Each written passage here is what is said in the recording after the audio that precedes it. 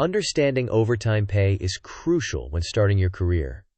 This video will guide you through how overtime is calculated, using a common scenario as an example.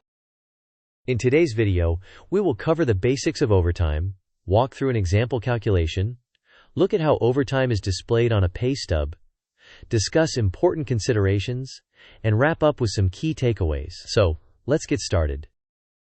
Overtime usually begins after an employee has worked more than 40 hours in a workweek. The additional hours are compensated at a higher rate, usually 1.5 times the employee's regular hourly rate.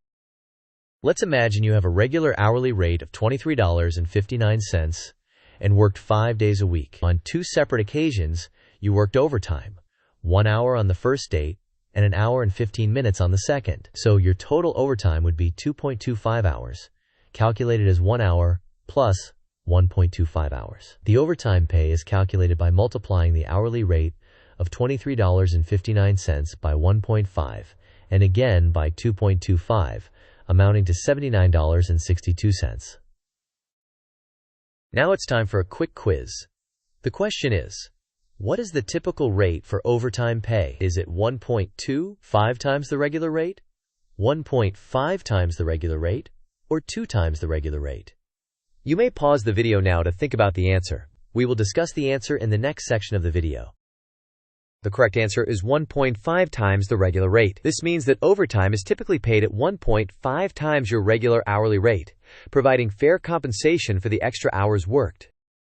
When you look at a pay stub, you'll typically see your regular working hours and pay, such as 40 hours at your standard rate. Overtime, however, often appears as a separate line item, highlighting the additional rate of 0.5x your pay.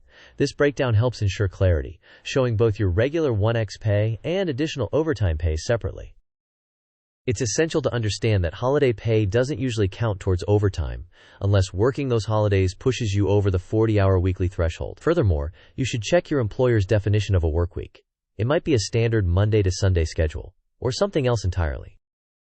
It's important to always review your pay stub to ensure its accuracy.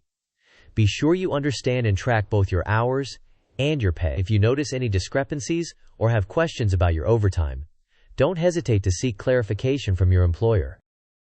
To summarize, we covered the basics of calculating overtime, walked through a practical example, discussed how it's usually displayed on pay stubs, and highlighted some important considerations when it comes to understanding your overtime pay. Thanks for watching today's video on understanding overtime pay. We hope you found this guide helpful. Remember to like the video, share it with others, and subscribe to our channel for more insights. We'd love to hear your thoughts, so feel free to leave a comment below. It's important to note that labor laws can vary significantly by location. Always consult your local labor regulations to ensure you have accurate and specific guidance regarding overtime pay.